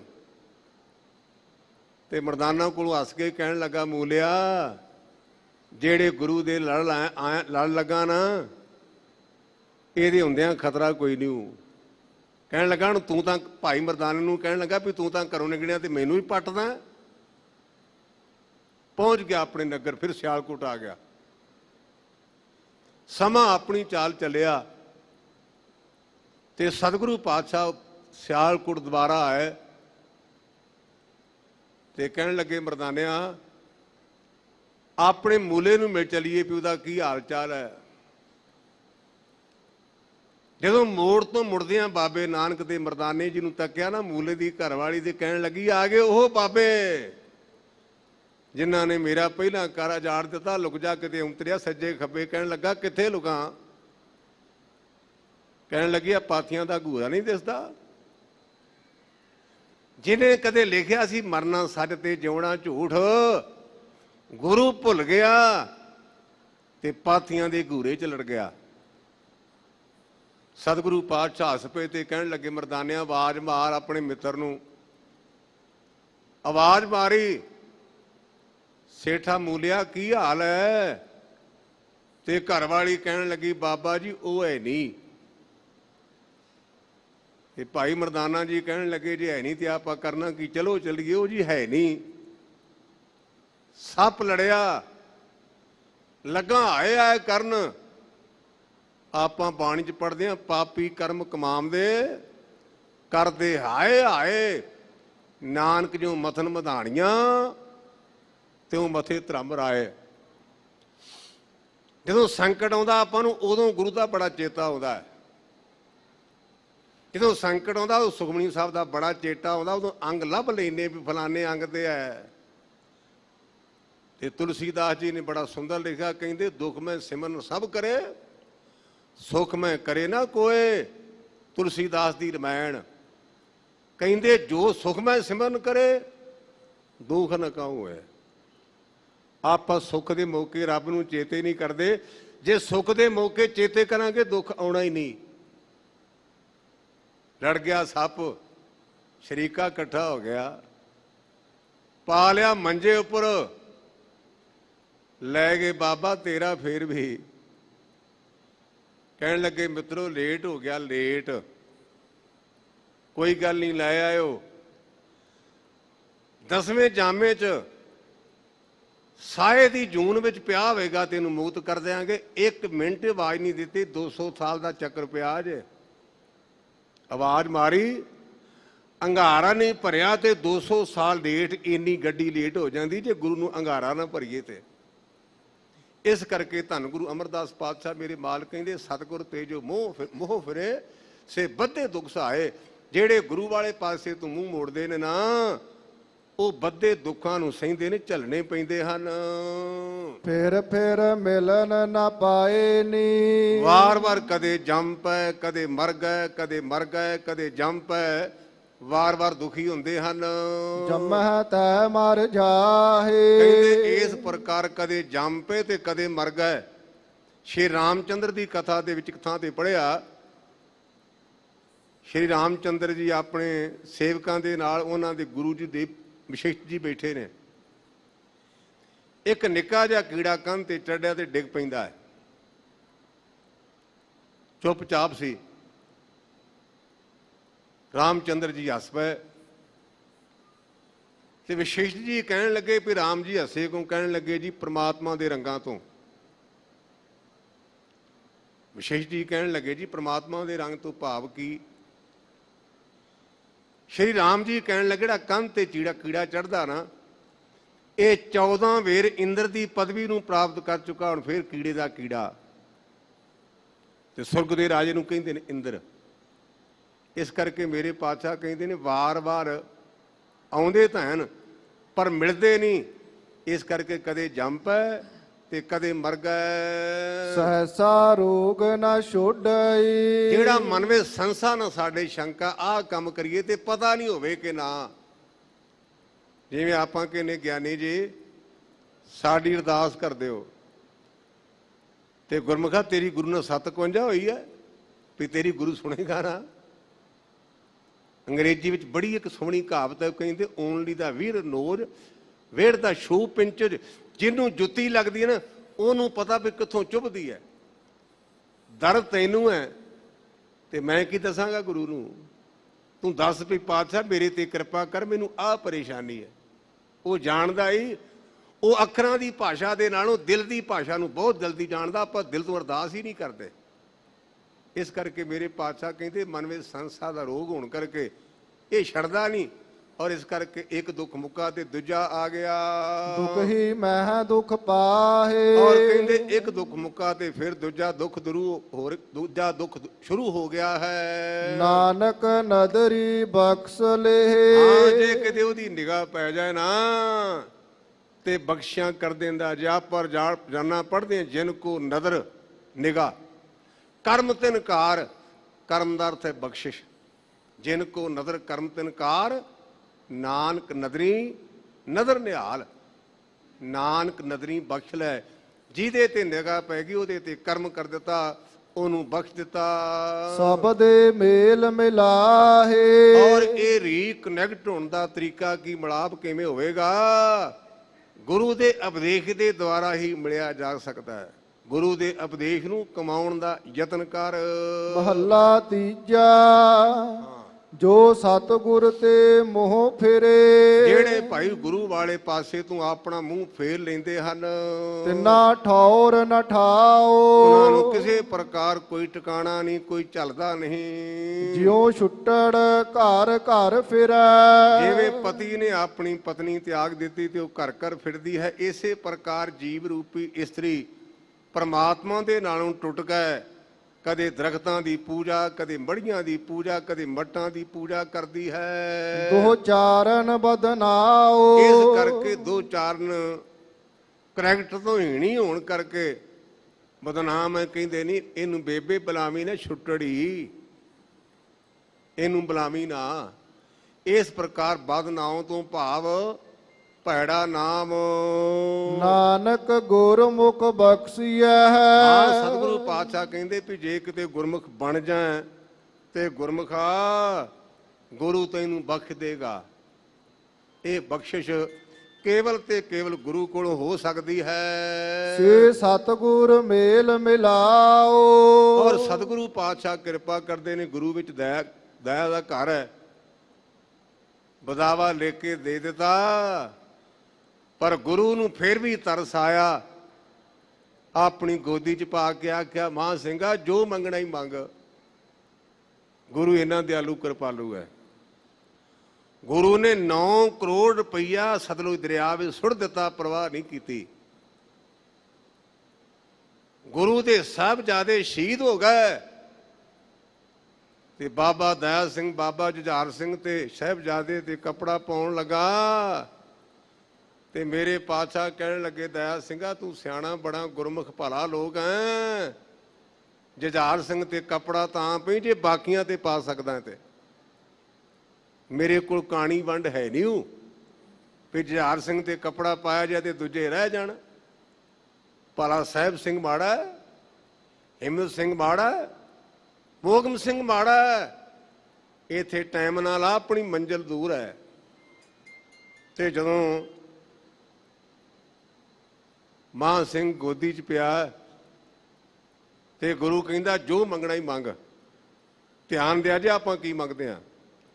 ਜੇ ਚਾਹੁੰਦਾ ਕਰ ਅਮੀਰ ਦਿਆਂ, ਰਾਜ ਭਾਗ ਤੇ ਤੈਨੂੰ ਜਗੀਰ ਦਿਆਂ, ਕਰ ਕੰਚਨ ਵਾਂਗ ਸਰੀਰ ਦਿਆਂ, ਕੀ ਦਿਲ ਦੀਆਂ ਵਿਉਂਤਾਂ ਲਾਉਣਾ। ਜੇ ਚਾਹੁੰਦਾ ਤੈਨੂੰ ਅਮੀਰ ਕਰ ਦਿਆਂ, ਤੇਰਾ ਸਰੀਰ ਨਵਾਂ ਨਰੋਆ ਕਰ ਦਿਆਂ। ਭਾਈ ਮਾਨ ਸਿੰਘ ਕੋਲੋਂ ਯਾਦ ਸਿੱਖ ਲਈਏ ਆਪਾਂ ਕੀ ਮੰਗਣਾ। ਆਪਾਂ ਮੰਗਦੇ ਜੀ ਸਾਡਾ ਕਾਕਾ ਕੈਨੇਡਾ ਚਲਾ ਜਾਏ, ਆਈਲੈਟਸ ਕਰਕੇ ਗੁੱਡੀ ਚਲੀ ਜਾਏ। ਇਹੋ ਸਾਡੇ ਕੋਲ ਹੈਗਾ। ਇੱਕੋ ਗੱਲ ਰਹਿ ਗਈ ਹੈ ਵੀ ਆਈਲੈਟਸ ਕਰਤੇ ਗੁੱਡੀ ਬਾਹਰ ਜਾ। ਮੈਂ ਬਾਹਰ ਜਾਣ ਦੇ ਉਲਟ ਨਹੀਂ। ਗੁਰਸਿੱਖਾ ਤੈਨੂੰ ਉੱਥੇ ਰਮੰਦਰ ਨਹੀਂ ਲੱਭਣਾ। ਗੁਰੂ ਕੇ ਸਿੱਖਾ ਮੇਰੇ ਤੇ ਨਾਰਾਜ਼ ਨਾ ਹੋਈ। ਤੂੰ ਕੇਸਗੜ੍ਹ ਸਾਹਿਬ ਦੀ ਤੈਨੂੰ ਪ੍ਰਾਪਤੀ ਨਹੀਂ ਹੋਣੀ ਜਿੱਥੇ ਸਤਿਗੁਰੂ ਪਾਤਸ਼ਾਹ ਨੇ ਪੰਜਾਂ ਦੇ ਸੀਸ ਕੱਟ ਕੇ ਤੇ ਉਹਨਾਂ ਨੂੰ ਜਿੰਦਿਆਂ ਕੀਤਾ। ਮੁਬਾਰਕ ਤੈਨੂੰ ਜਾ, ਜਮ ਜਾ। ਲੇਕਿਨ ਕੀ ਮੰਗ ਜਿਹੜੀ ਬਾਬੇ ਮਾਨ ਸਿੰਘ ਨੇ ਮੰਗੀ ਸੀ। ਨਹੀਂ ਰਾਜ ਭਾਗ ਦੀ ਚਾਹ ਦਾ ਤਾਂ ਆਪਾਂ ਤਾਂ ਕੁਰਸੀ ਪਿੱਛੇ ਆਪਣਿਆਂ ਦੀ ਨਿੰਦਿਆ ਕਰੀ ਜਾਂਦੇ ਵੀ ਕੁਰਸੀ ਮਿਲ ਜੇ ਤੇ ਭਾਵੇਂ ਆਪਣਿਆਂ ਨੂੰ ਮਾਰਨਾ ਪਿਆ। ਇੰਨਾ ਖੁਦ ਗਰਜ ਬੰਦਾ ਹੋ ਗਿਆ। ਨਹੀਂ ਕਹਿੰਦਾ ਨਹੀਂ ਰਾਜ ਭਾਗ ਦੀ ਚਾਹ ਦਾ ਤਾਂ ਮੈਨੂੰ ਚਰਨਾਂ ਵਿੱਚ ਟਿਕਾ ਦਿੱਤਾ। ਆਹ ਸਾਡਾ ਗੁਰਮੁਖੋ ਆਪਾਂ ਵਿਦਾਵਾ ਨਾ ਦਈਏ। ਆਪਾਂ ਆਖਿਆ ਕਰੀਏ ਗੁਰੂ ਗ੍ਰੰਥ ਜੀ ਮਾਨਿਓ, ਪ੍ਰਗਟ ਗੁਰਾਂ ਕੀ ਦੇ, ਜੋ ਪ੍ਰਭ ਕੋ ਮਿਲ ਬੋ ਚਾਹੇ ਖੋਜ ਸ਼ਬਦ ਮਿਲੇ। ਮੈਂ ਤਕਰੀਬਨ ਰੋਜ਼ਾਨਾ ਬੇਨਤੀ ਕਰਦਾ ਰਹਿਣਾ। ਇੱਕੋ ਇੱਕ ਅਰਦਾਸ ਹੈ ਗੁਰੂ ਗ੍ਰੰਥ ਸੱਚੇ ਪਾਤਸ਼ਾਹ, ਸਿਰ ਤੇਰੀ ਅਮਾਨਤ ਹੈ, ਤੇਰੇ ਚਰਨਾਂ 'ਚ ਰੁਲੇ। ਜੇ ਤੈਨੂੰ ਛੱਡ ਕੇ ਕਿਸੇ ਬੰਦੇ ਦੇ ਪੈਰਾਂ ਵਿੱਚ ਜਾਣਾ ਤੇ ਮੌਤ ਕਰਦੀ ਉਹ ਸਵਾਸ ਨਹੀਂ ਚਾਹੀਦਾ। ਤੈਨੂੰ ਛੱਡ ਕਿਸੇ ਬੰਦੇ ਦੇ ਗੋਡੀ ਤੇ ਗਿੱਟੀ ਹੱਥ ਲਾਉਣਾ ਨਾ, ਉਹ ਸਵਾਸ ਇੱਕ ਨਹੀਂ ਚਾਹੀਦਾ। ਅੰਤਮ ਸਵਾਸਾਂ ਤੱਕ ਮੇਰੇ ਪਾਤਸ਼ਾਹ ਸੀ ਤੇਰੇ ਚਰਨਾਂ ਚ ਰਹੀਏ। ਇਹ ਮੇਰੀ ਗੁਰੂ ਗ੍ਰੰਥ ਸੱਚੇ ਪਾਤਸ਼ਾਹ ਦੇ ਚਰਨਾਂ 'ਚ ਆਪਣੇ ਲਈ ਵੀ ਅਰਦਾਸ ਹੈ ਤੇ ਮੈਂ ਤੁਹਾਡੇ ਲਈ ਵੀ ਅਰਦਾਸ ਕਰਦਾ। ਪਾਤਸ਼ਾਹ ਜਿੰਨੇ ਵੀ ਮੇਰੇ ਭੈਣ ਭਰਾ ਵੱਡੇ ਛੋਟੇ ਸੁਣਦੇ ਨੇ ਬੈਠੇ ਨੇ ਨਾ, ਰਹਿਮਤ ਕਰੀ, ਇਹਨਾਂ ਨੂੰ ਆਪਣੇ ਚਰਨਾਂ 'ਚ ਰੱਖੀ। ਇਹ ਮੇਰੀ ਬੇਨਤੀ ਹੈ ਗੁਰੂ ਪਾਤਸ਼ਾਹ ਦੇ ਅੱਗੇ। ਪੌੜੀ ਹਾਂਜੀ ਪੌੜੀ ਜੋ ਸਿਵਹਿ ਸਤ ਮੁਰਾਰ। ਆਪਾਂ ਹੁਣੇ ਗੱਲ ਕੀਤੀ ਸੀ ਵਾਹਿਗੁਰੂ ਦੀ ਤੇ ਗੁਰਦੇਵ ਨੇ ਨਿਰਣਾ ਕਰ ਦਿੱਤਾ ਜੀ ਸੋਢੀ ਸੁਲਤਾਨ ਗੁਰੂ ਰਾਮਦਾਸ ਪਾਤਸ਼ਾਹ ਕਹਿੰਦੇ ਕਿ ਜਿਹੜਾ ਮੂੰਹ ਤੋਂ ਜੋ ਸੇਵਾ ਹੈ ਸਤ ਮੁਰਾਰ, ਇਹਨੂੰ ਕਹਿੰਦੇ ਨੇ ਵਿਸ਼ੇਸ਼ਣ ਵਾਚਕ ਨਾਮ। ਨਾਮ ਦੀਆਂ ਕਿਸਮਾਂ ਨੇ, ਉਹਨਾਂ ਚੋਂ ਇੱਕ ਵਿਸ਼ੇਸ਼ਣ ਵਾਚਕ ਨਾਮ। ਮੁਰਨਾਮੇ ਦੈਂਤ ਨੂੰ ਮਾਰਨ ਕਰਕੇ ਪ੍ਰਮਾਤਮਾ ਦਾ ਨਾਮ ਰੱਖਿਆ ਮੁਰਾਰੀ, ਮੁਰਾਰ। ਕਹਿੰਦੇ ਸਾਤੋਂ ਭਾਵ ਸਦੀਵੀ ਤੌਰ ਤੇ ਜਿਹੜਾ ਦੈਂਤਾਂ ਨੂੰ ਮਾਰਨ ਵਾਲਾ ਪ੍ਰਮਾਤਮਾ, ਜਿਹੜਾ ਉਹਦੀ ਸੇਵਾ ਕਰੇਗਾ, ਸੇ ਭਵ ਜਲ ਤਰ ਗਿਆ। ਉਹ ਸੰਸਾਰ ਸਮੁੰਦਰ ਤੋਂ ਬੰਨੇ ਹੋ ਗਿਆ, ਲੰਘ ਗਿਆ, ਤਰ ਗਿਆ। ਜੋ ਬੋਲੇ ਹਰ ਹਰ ਨਾਉ। ਜਿਹੜੇ ਭਾਈ ਪਰਮੇਸ਼ਰ ਦਾ ਨਾਮ ਲੈਂਦੇ ਹਨ, ਤਿਨ ਜਮ ਛੱਡ ਗਿਆ। ਉਹ ਭਾਈ ਜਮ ਰਾਜਾ ਛੱਡ ਜਾਂਦਾ। ਆਪਾਂ ਪੜ੍ਹਦੇ ਆ, ਰਾਤ ਨੂੰ ਸੌਣ ਲੱਗਿਆ ਬਰਾਜਣ ਤੋਂ ਪਹਿਲਾਂ ਸ਼ਬਦ ਪੜ੍ਹਦੇ ਆ, ਜੈ ਸਾਧੂ ਗੋਬਿੰਦ ਭਜਨ ਕੀਰਤਨ ਨਾਨਕ ਨੀਤ, ਨਾ ਹੋ ਨਾ ਤੂੰ ਨਾ ਛੁੱਟੇ, ਨਿਕਟ ਨਾ ਜਾਈਓ ਦੂਤ। ਇਹ ਆਪਾਂ ਸੋਹਲੇ ਦੇ ਪਾਠ ਤੋਂ ਪਹਿਲਾਂ ਆਮ ਪੜ੍ਹਦੇ ਹਾਂ। ਸੇ ਦਰਗਾਹ ਪੈਦੇ ਜਾਹੇ। ਔਰ ਭਾਈ ਪ੍ਰਮਾਤਮਾ ਦੀ ਦਰਗਾਹ ਵਿੱਚ ਉਹਨਾਂ ਗੁਰਮੁਖਾਂ ਪਵਿੱਤਰ ਰੂਹਾਂ ਨੂੰ ਸਨਮਾਨ ਮਿਲਦਾ ਹੈ ਜਿਨ੍ਹਾਂ ਹਰ ਜਪ ਲਿਆ। ਕਿਹਨਾਂ ਨੂੰ ਮਿਲੇਗਾ ਭਾਈ? ਜਿਨ੍ਹਾਂ ਨੇ ਹਰ ਥਾਂ ਤੇ ਵਿਆਪਕ ਪ੍ਰਮਾਤਮਾ ਦਾ ਨਾਮ ਬੋਲਣਾ ਕੀਤਾ, ਜਪਣਾ ਕੀਤਾ ਹੈ। ਹਰ ਸੇਵਹਿ ਸੇਈ ਪੁਰਖ। ਇਹ ਭਾਈ ਰੱਬ ਦਾ ਨਾਲ ਗੁਰਦੇਵ ਨੇ ਨਿਰਣਾ ਕੀਤਾ, ਭਾਈ ਪ੍ਰਮਾਤਮਾ ਦੀ ਸੇਵਾ ਵੀ ਉਹ ਪੁਰਖ ਕਰੇਗਾ ਜਿਨ੍ਹਾਂ ਹਰ ਤੁਧ ਮਿਆ। ਇਹ ਵਾਹਿਗੁਰੂ ਜਿਨ੍ਹਾਂ ਦੇ ਤੂੰ ਕਿਰਪਾ ਕੀਤੀ ਨੇ ਉਹ ਵਾਹਿਗੁਰੂ ਕੋਣਗੇ, ਬਾਕੀ ਤਾਂ ਸੌ ਜਾਣਗੇ, ਬਾਕੀ ਤਾਂ ਗੱਲਾਂ ਕਰਨਗੇ। ਜਿਨ੍ਹਾਂ ਤੇ ਤੇਰੀ ਕਿਰਪਾ ਨਾ, ਇਹ ਮੇਰੇ ਵਾਹਿਗੁਰੂ ਉਹੋ ਹੀ ਤੇਰਾ ਨਾਮ ਲੈਂਦੇ ਹਨ। ਗੁਣ ਗਾਵਾਂ ਪਿਆਰੇ ਨਿਤ। ਇਹ ਵਾਹਿਗੁਰੂ ਮੇਰੇ ਤੇ ਮਿਹਰ ਕਰੀ, ਮੈਂ ਤੇਰੇ ਗੁਣ ਗਾਉਂਦਾ ਰਹਾਂ, ਤੇਰੀ ਵਡਿਆਈ ਕਰਦਾ ਰਵਾਂ। ਗੁਰਮੁਖ ਭ੍ਰਮ ਭਉ ਗਿਆ। ਤੇ ਜਿਨ੍ਹਾਂ ਨੇ ਭਾਈ ਗੁਰੂ ਵਾਲੇ ਪਾਸੇ ਨੂੰ ਮੂੰਹ ਕਰਕੇ ਪਰਮਾਤਮਾ ਦੀ ਕੀਤੀ ਵਡਿਆਈ, ਨਾ ਉਹਨਾਂ ਨੂੰ ਕਿਸੇ ਦਾ ਵਹਿਮ, ਕਿਸੇ ਪ੍ਰਕਾਰ ਦਾ ਵਹਿਮ, ਤੇ ਨਾ ਉਹਨਾਂ ਨੂੰ ਕਿਸੇ ਪ੍ਰਕਾਰ ਦਾ ਡਰ। ਇਹ ਹੁਣ ਵਹਿਮ ਹੀ ਹੈ ਨਾ। ਮੈਂ ਆਮ ਵੇ ਨਾ ਵੀ ਬੀਬੀਆਂ ਨੇ ਕਾਲਾ ਤਾਗਾ ਬੰਨਣਾ ਸ਼ੁਰੂ ਕਰ ਦਿੱਤਾ। ਮੈਂ ਆ ਪ੍ਰਕਰਮਾ ਕਰਕੇ ਆਇਆ ਤੇ ਮੇਰੇ ਮਨ 'ਚ ਵਿਚਾਰ ਆਈ ਵੀ ਵੇਖੋ ਬੜੇ ਗ੍ਰੰਥ ਪੜ੍ਹੇ ਨੇ, ਲੇਕਿਨ ਕਾਲਾ ਤਾਗਾ ਪੰਥ ਮੈਨੂੰ ਅਜੇ ਤੱਕ ਪੋਥੀ 'ਚ ਨਹੀਂ ਲੱਭਾ। ਕਾਲਾ ਤਾਗਾ ਪੰਥ, ਗਿੱਟਿਆਂ ਦੇ ਤਾਗਾ ਬੰਨੋ, ਇਹ ਕਾਲਾ ਤਾਗਾ ਪੰਥ ਹੀ ਹੋਇਆ ਨਾ। ਗੁਰੂ ਪੰਥ ਤਾਂ ਪੜ੍ਹਿਆ ਪਰ ਕਾਲਾ ਤਾਗਾ ਪੰਥ ਇਹ ਨਹੀਂ ਲੱਭਾ। ਗੁਰੂ ਕਿਰਪਾ ਕਰੇ ਅਸੀਂ ਗੁਰੂ ਪੰਥ ਦੇ ਹਿੱਸਾ ਬਣੀਏ, ਅਸੀਂ ਗੁਰੂ ਪੰਥ ਤੇ ਗੁਰੂ ਗ੍ਰੰਥ ਸੱਚੇ ਪਾਤਸ਼ਾਹ ਦੇ ਅਧੀਨ ਰਹੀਏ। ਹੁਣ ਦੱਖਣੀ ਓਂਕਾਰ ਦੀ ਬਾਣੀ ਦੇ ਵਿੱਚ ਜਿਵੇਂ ਸਤਿਗੁਰੂ ਪਾਤਸ਼ਾਹ ਕਿਰਪਾ ਕਰਦੇ ਨੇ, ਸਰਵਣ ਕਰੋ। ਰੋਸ ਨ ਕੀਜੈ ਅੰਮ੍ਰਿਤ ਪੀਜੈ। ਮਾਰੇ ਕਹਿੰਦੇ ਗੁਰਮੁਖਾ ਤੇਰਾ ਤਾਂ ਸੁਭਾਅ ਬਣਿਆ, ਰੱਬ ਨੇ ਮੇਰਾ ਆਹ ਕੰਮ ਨਹੀਂ ਕੀਤਾ, ਮੇਰਾ ਆਹ ਕੰਮ ਨਹੀਂ ਕੀਤਾ। ਅੰਮ੍ਰਿਤ ਛਕ, ਬਾਣੀ ਦੀ ਪੰਕਤੀ ਰੋਸ ਨਾ ਕੀਜੈ ਅੰਮ੍ਰਿਤ ਪੀਜੈ। 15-20 ਸਾਲ ਤੋਂ ਵੱਧ ਸਮਾਂ ਹੋ ਗਿਆ, ਮੈਂ ਕਿਤੇ ਕਥਾ ਕਰਨ ਗਿਆ ਕਿਸੇ ਪਿੰਡ ਵਿੱਚ। ਇੱਕ ਨੌਜਵਾਨ ਮੂੰਹ ਦਾੜੀ ਤੋਂ ਬਿਨਾਂ ਸੀ, ਉਹ ਆਈ ਸੀ ਪਰ ਉਹਨੂੰ ਚੰਗੀ ਲੱਗੀ, ਉਹਨੇ ਰਿਮੂਵ ਕਰ ਦਿੱਤੀ।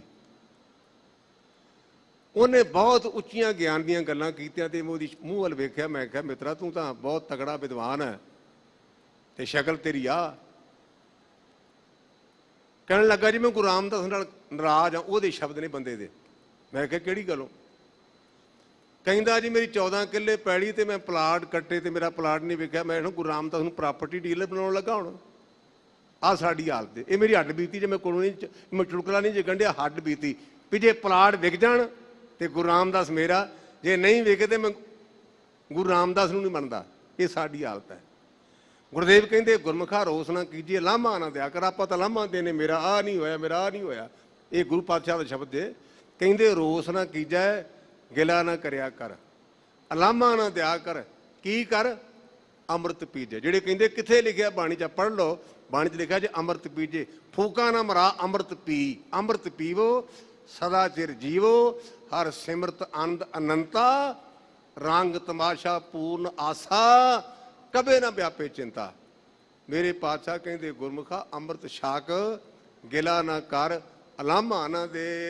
ਰਹਿਣ ਨਹੀਂ ਸੰਸਾਰੇ। ਇਹ ਪਿਆਰਿਆ ਤੈਨੂੰ ਤਾਂ ਕਿਹਾ ਹੈ, ਇਹ ਸੰਸਾਰ ਵੀ ਤੂੰ ਨਹੀਂ ਹੋ ਰਹਿਣਾ। ਆਪਾਂ ਜਿੰਨੇ ਬੈਠੇ ਆ ਨਾ, ਸਾਨੂੰ ਸਾਰਿਆਂ ਨੂੰ ਇੱਕ ਭੁਲੇਖਾ ਹੈ। ਸਾਨੂੰ ਸਾਰਿਆਂ ਨੂੰ ਜਿੰਨੇ ਬੈਠੇ ਆਪਣੇ ਦਾ ਧਿਆਨ ਕਰਿਆ ਜੇ ਕੀ ਮੈਂ ਨਾ ਮਰੋ, ਮਰਬੋ ਸੰਸਾਰਾ। ਆ ਦੂਜਿਆਂ ਨੇ ਮਰ ਜਾਣਾ, ਮੈਂ ਨਹੀਂ ਮਰਨਾ। ਤੇ ਗੁਰੂ ਗ੍ਰੰਥ ਸੱਚੇ ਪਾਤਸ਼ਾਹ ਕਹਿੰਦੇ ਕਿੱਡਾ ਭੋਲਾ, ਤੈਨੂੰ ਭੁੱਲ ਗਈ ਗੱਲ। ਫਰੀਦਾ ਕਿੱਥੇ ਤੈਂਡੇ ਮਾਪਿਆ। ਜਿਹੜੇ ਅਸੀਂ ਕਹਿੰਦੇ ਨੇ ਮੈਂ ਨਹੀਂ ਮਰਨਾ, ਬਾਬਾ ਫਰੀਦ ਕਹਿੰਦੇ ਮਰਨਾ ਪੈਣਾ ਹੀ, ਚੇਤੇ ਰੱਖ। ਬਾਬਾ ਜੀ ਦੱਸੋ। ਬਾਬਾ ਫਰੀਦ ਜੀ ਕਹਿੰਦੇ ਫਰੀਦਾ ਕਿੱਥੇ ਤੈਂਡੇ ਮਾਪਿਆ, ਜਿੰਨੀ ਤੂੰ ਜਣਿਓ ਏ ਤੈਂ ਪਾਸੋਂ ਉਹ ਲੱਦ ਕੇ ਤੂੰ ਅਜੇ ਨਾ ਪਤੀੜਿਓ ਏ। ਤੇਰੀ ਬੇਬੇ ਜੀ ਤੁਰ ਗਈ, ਤੇਰਾ ਪਿਤਾ ਤੁਰ ਗਿਆ, ਇਹਨਾਂ ਹੱਥਾਂ ਦੇ ਨਾਲ ਤੋਰਿਆ ਤੇ ਤੈਨੂੰ ਅਜੇ ਤੱਕ ਚੇਤੇ ਨਹੀਂ ਆਇਆ। ਇਸ ਕਰਕੇ ਮੇਰੇ ਪਾਤਸ਼ਾਹ ਕਹਿੰਦੇ ਨੇ ਭਾਈ ਇਹ ਸੰਸਾਰ ਵਿੱਚ ਕਿਸੇ ਨਹੀਂ ਰਹਿਣਾ। ਰਹਿਣ ਨਾ ਪਾਵੇ ਸੁਰ ਨਰ ਦੇਵਾ, ਊਠ ਸੁਧਾਰੇ ਕਰ ਮੁਨ ਜਨ ਸੇਵਾ। ਵੱਡੇ ਵੱਡੇ ਦੇਵਤੇ ਤੇ ਮਹਾਂਪੁਰਸ਼ ਤੁਰ ਗਏ, ਤੈਨੂੰ ਵੀ ਜਾਣਾ ਪਏਗਾ। ਰਾਜੇ ਰਾਏ ਰੰਕ ਨਹੀਂ ਰਹਿਣਾ। ਫਿਰ ਆਪਾਂ ਕਹਿੰਦੇ ਜੀ ਮੈਂ ਅਮੀਰ ਆਦਮੀ ਹੈ, ਜਿਵੇਂ ਸਾਡੇ ਆ ਵੀ ਫਲਾਣੇ ਬੰਦੇ ਦੇ ਬਾਡੀਗਾਰਡ ਬੜੇ ਨੇ। ਇਹ ਬੜਾ ਸਾਡੇ ਰਿਵਾਜ। ਮੈਂ ਨਾ ਵੀ ਬਾਡੀਗਾਰਡ ਹੈ ਤੇ ਬਾਡੀ ਨੂੰ ਚੱਕੀ ਫੜੀ ਚੱਕਣ, ਸਵਾਸ ਉਹਨੇ ਕੱਢ ਲਏ ਤੇ ਬਾਡੀ ਤਾਂ ਗੁਰਮੁਖੋ ਗਲ ਜਾਏਗੀ, ਮੁੜ ਕੇ ਬਰਫ਼ ਰੱਖੀ ਕਰਾਂਗੇ। ਬਾਡੀ ਵੀ ਕਿਸੇ ਕੰਮ ਨਹੀਂ ਜੇ। ਬਾਡੀ ਵੀ ਤਾਂ ਜੇ ਉਹਦੇ ਸਵਾਸ ਵਿੱਚ ਚੱਲਦੇ ਨੇ, ਮੇਰੀ ਬਾਡੀ ਵੀ ਕਿਸੇ ਕੰਮ ਨਹੀਂ। ਮੇਰੇ ਪਾਤਸ਼ਾਹ ਕਹਿੰਦੇ ਨਾ ਰਾਜੇ ਨੇ ਰਹਿਣਾ, ਰਾਜ ਦਾ ਤਾਂ ਟਿੱਕਾ, ਜਿਵੇਂ ਬਾਦਸ਼ਾਹ ਹੁੰਦਾ ਤੇ ਉਹਦਾ ਵੱਡਾ ਪੁੱਤਰ ਨੂੰ ਆਪਾਂ ਕਹਿੰਦੇ ਟਿੱਕਾ ਸਾਹਿਬ। ਕਹਿੰਦੇ ਨਾ ਰਾਜੇ ਨੇ ਰਹਿਣਾ ਤੇ ਨਾ ਰਾਜ ਕੁਮਾਰ ਨੇ ਰਹਿਣਾ ਤੇ ਨਾ ਰੰਕ ਗਰੀਬ ਨੇ ਰਹਿਣਾ। ਰਾਜੇ ਰਾਏ ਰੰਕ ਨਹੀਂ ਰਹਿਣਾ, ਨਾ ਰਾਜਾ ਨਾ ਰਾਜ ਕੁਮਾਰ ਤੇ ਨਾ ਗਰੀਬ, ਕਿਸੇ ਨਹੀਂ ਰਹਿਣਾ। ਆਏ ਜਾਏ ਜੁਗ ਚਾਰੇ। ਇਹ ਪਿਆਰਿਆ ਕੋਈ ਨਵੀਂ ਖੇਡ ਨਹੀਂ। 4 ਯੁੱਗਾਂ ਦੇ ਵਿੱਚ ਆਉਂਦੇ ਰਹੇ ਤੇ ਜਾਂਦੇ ਰਹੇ। ਰਹਿਣ ਕਹਿਣ ਤੇ ਰਹਿ ਨਾ ਕੋਈ। ਤੇ ਜੇ ਤੂੰ ਆਖੇ ਨੇ ਵੀ ਕੱਲਾ ਗਾਲਾਂ ਕਹਿਣ ਤੋਂ ਭਾਵ ਗੱਲਾਂ ਕਰਨੀਆਂ, ਰਹਿਣ ਦੇ ਕਰਕੇ ਤੇ ਕਹਿਣ ਕਰਕੇ ਕਿਸੇ ਰਹਿਣਾ ਨਹੀਂ। ਕਿਸ ਪਹਿ ਕਰੋ ਬਿਨੰਤੀ। ਇਸ ਕਰਕੇ ਕਿਹਦੇ ਅੱਗੇ ਬੇਨਤੀ ਕਰੀਏ, ਕਿਹਦੇ ਅੱਗੇ ਤਰਲਾ ਕਰੀਏ। ਏਕ ਸ਼ਬਦ RAM ਨਾਮ ਨਿਰੋਧਰ। ਗੁਰਮੁਖਾ ਗੁਰੂ ਦਾ ਜਿਹੜਾ ਉਪਦੇਸ਼ ਹੈ ਨਾ, ਉਹਨੂੰ ਆਪਣੇ ਹਿਰਦੇ ਵਿੱਚ ਵਸਾ ਕਰਕੇ ਨਰੋਧਰ ਤੋਂ ਭਾਵ ਕਾਮ, ਕ੍ਰੋਧ, ਲੋਭ, ਮੋਹ, ਹੰਕਾਰ ਇਹਨਾਂ ਨੂੰ ਅੰਦਰੋਂ ਕੱਢਣਾ ਕਰ। ਨਾਮ ਅੰਦਰ ਲਿਜਾ ਔਰ ਉਹਨਾਂ ਵਿਕਾਰਾਂ ਨੂੰ ਬਾਹਰ ਕੱਢ। ਹੁਣੇ ਹੀ ਗੁਰੂ ਕੇ ਲਾਲ ਆਸਾ ਦੀ ਵਾਰ ਦਾ ਕੀਰਤਨ ਕਰਕੇ ਗਏ ਨੇ।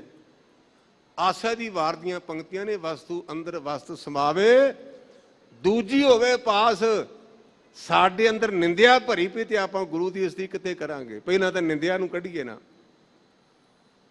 ਇੱਕ ਮੈਂ ਵਿਸ਼ੇਸ਼ ਤੌਰ ਤੇ ਆਪਣੇ ਜਿੰਨੇ ਤੁਸੀਂ ਐ ਮੈਂ ਬੇਨਤੀ ਕਰਾਂ, ਜਦੋਂ ਗੁਰਦੁਆਰੇ ਸਾਹਿਬ ਆਉਂਦੇ ਹੋ ਨਾ, ਉਦੋਂ ਲੋਕਾਂ ਵੱਲ ਨਾ ਵੇਖਿਆ ਕਰੋ ਵੀ ਉਹਦਾ ਮੂੰਹ ਕਿਹੋ ਜਿਹਾ, ਉਹਦੀ ਪੱਗ ਕਿਹੋ ਜਿਹੀ, ਉਹਦੇ ਕੱਪੜੇ ਕਿਹੋ ਜਿਹੇ ਨੇ।